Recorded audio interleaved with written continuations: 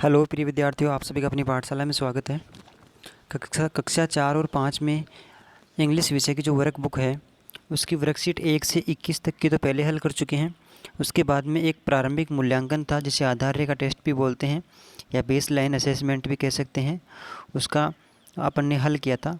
उसके बाद में आपका ग्रुप विभाजन हुआ होगा जिसमें ग्रुप 1 और ग्रुप 2 में है। उसके बाद में ये आगे है तो ये है वर्कशीट नंबर 22, वर्कशीट नंबर 22। तो इस 22वें नंबर की वर्कशीट में अपन हल करेंगे। आप सीखने का प्रयास करेंगे, केवल नकल ही नहीं करेंगे, सुन के समझेंगे। Complete the sentence using a an और द। आर्टिकल का यूज़ करना सीखेंगे। आर्टिकल के अंतर्गत मुख्य रूप से 3 चीज़ें इसमें ए एन और टी एच ई द या दी बोल दें।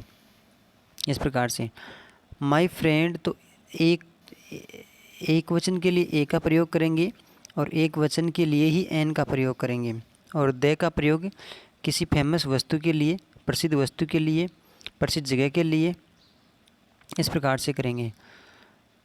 तो इस हिसाब से आप यूज़ करेंगे तो इनको पर ध्यान रखें, एक वचन के लिए ए का प्रयोग होगा और एक वचन के लिए ही एन का प्रयोग होगा। तो ए का और एन का प्रयोग कहाँ करेंगे? तो जहाँ पर वोवल साउंड आएगी उच्चारण में फर्स्ट में, या फिर वोवल ध्वनि से शुरुआत कोई जहाँ होगी वहाँ एन का प्रयोग करेंगे, और बाकी एक वचन की जो वस्तुएं होंगी उनके लिए ए का प्रयोग करेंगे। तो वोवल साउंड का ध्यान रखें। वोवल साउंड अगर आए अर्थात वोवल ध्वनि आए अर्थात स्वर ध्वनि जहाँ पे आती है वहाँ पे एन का प्रयोग करेंगे। जैसे मान लीजिए पहला है my friend Rohan has umbrella. तो ये अम्ब्रेला तो ए बोल रहा है, यहाँ पे ए बोल रहा है अम्ब्रेला। तो ये ध्वनि जो आई है स्वर ध्वनि, पहला जो वर्ड आया है यहाँ पे स्वर आया है, इसलिए यहाँ पे एन का प्रयोग होगा, ए का प्रयोग नहीं होगा। तो एन अम्ब्रेला। और फिर उसी अम्ब्रेला के बारे में विशेषता बताई जा रही है।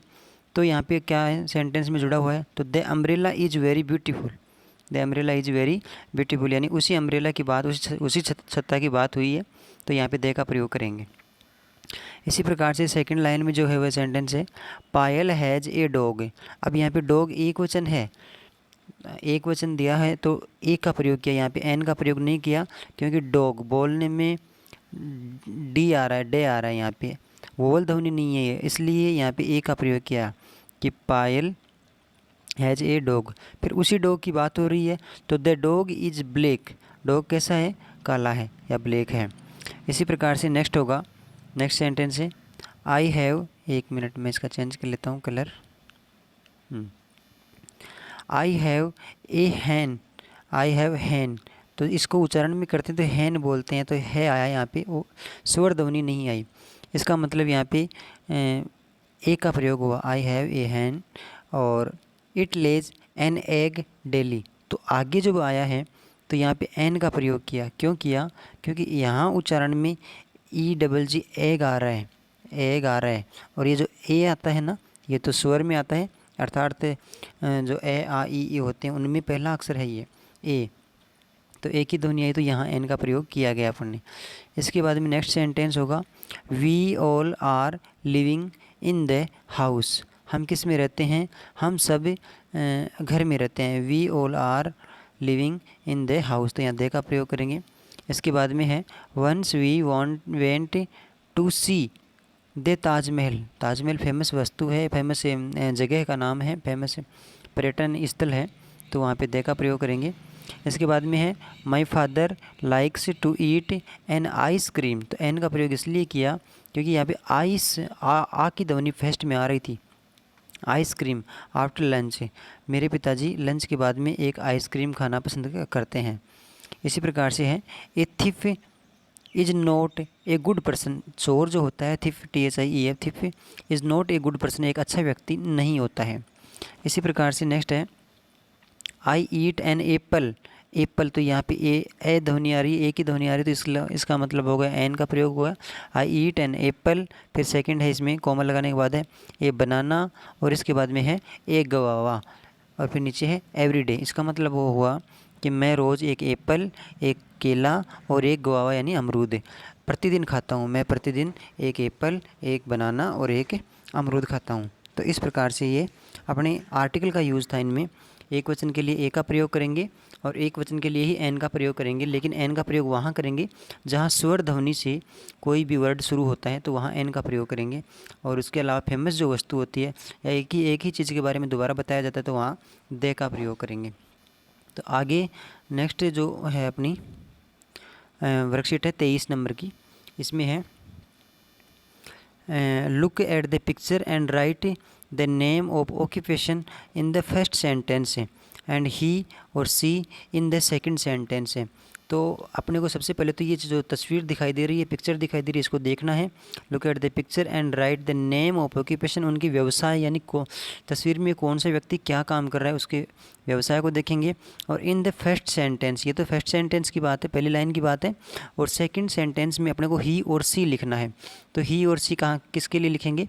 जब पुरुष होगा तो उसके लिए ही लिखेंगे, और जब महिला होगी तो उसके लिए सी लिखेंगे। आप ध्यान रखिए, एक वचन के लिए लिखा जाता है। जब महिला एक वचन में होती है तो महिलाओं के लिए सी और पुरुषों के लिए ही, मेल के लिए ही और फीमेल के लिए सी। इस प्रकार से आप समझ सकते हैं। अगला देखिए, यहाँ पे तस्वीर में देख रहे हैं एक लेडीज़ है और वह बोर्ड पे पढ़ा रही है। इसका मतलब क्या होगा? पायल इज ए, क्या दिखाई दे रही है? टीचर है। तो पायल इज ए टीचर, तो टीचर लिख दिया यहाँ पे। इसका व्यवसाय है टीचिंग। इसी प्रकार से सी टीच इन ए स्कूल, वह एक विद्यालय में पढ़ाती है। तो यहाँ पे महिला ही, इसलिए यहाँ पे सी आया। और पुरुष होता तो एच ई ही लगाते, यानी यहाँ पे ये एस एच ई सी लिखा महिला के लिए और पुरुष के लिए ही लगाएंगे। इसी प्रकार से नेक्स्ट सेंटेंस होगा विनोद इज ए टेलर, ये सिलाई का काम कर रहे हैं तो विनोद इज ए टेलर। और ये पुरुष है इसलिए ही लिख दिया यहाँ पे। ही स्टिच क्लॉथ्स, वह कपड़े सिलता है। नेक्स्ट है Sunita is a soldier, Sunita क्या है? एक सैनिक है। और सी इज ब्रेव, वह बहादुर है, वह बहादुर है, तो सैनिक है। और इसके बाद में है नेक्स्ट, यहाँ पे जो दिख रही है तस्वीर आपको, ये है बर्तन बना रही हैं मटके। तो my friend is a potter, मेरा जो मित्र है वह पोटर है, यानी बर्तन बनाने का, पोट यानी बर्तन होता है और पोटर यानी बर्तन बनाने वाला। जिस प्रकार से इस प्रकार से होता है। टीच यानी पढ़ाना होता है, उसी प्रकार से टीच से ही टीचर बनता है, तो पढ़ाने वाला। इसी प्रकार से पोट से पोटर बनना है। और पुरुष है इसलिए ही का प्रयोग हुआ। ही मेक्स नाइस पोट्स, वह मतलब नाइस यानी अच्छे बर्तन बनाता है। 5वें नंबर पे है एक व्यक्ति है जो एक बीमार लेडीज़ को देख रहा है, इसे डॉक्टर कहते हैं। जो बीमार व्यक्तियों की सेवा करते हैं और ठीक करते हैं, उनको दवाई देते हैं तो उनको। तो my neighbour is a doctor, मेरा पड़ोसी है वह एक डॉक्टर है। और ही हेल्प्स पेशेंट्स, तो वह पेशेंट्स यानी बीमार व्यक्तियों की हेल्प करता है। तो इस प्रकार से ये सेंटेंस थे। तो पुरुषों के लिए ही और महिलाओं के लिए एस एच ई सी का यूज़ करेंगे। इस प्रकार से आप इसको हल कर पाएंगे। उम्मीद करते हैं समझ में आया होगा। और यदि आपको मदद मिली हो, समझ में आया हो, तो लाइक ज़रूर करें। और चैनल पे अगर नए हैं तो सब्सक्राइब ज़रूर करें। इसके अलावा गणित विषय की जो वर्कशीट है वह भी प्रारंभिक मूल्यांकन तक हल कर चुके हैं, और अगले वाली वीडियो में अन्य वर्कशीट को और हल करेंगे। तो अभी तक नहीं देखे हों तो उनको भी देख के समझ सकते हैं। इसी प्रकार से अपन आगे भी वीडियो अपलोड करेंगे। तो आप नए हो तो चैनल से ज़रूर जुड़ें, और अगले वाली वीडियो में फिर मिलेंगे। तब तक के लिए बहुत बहुत धन्यवाद है।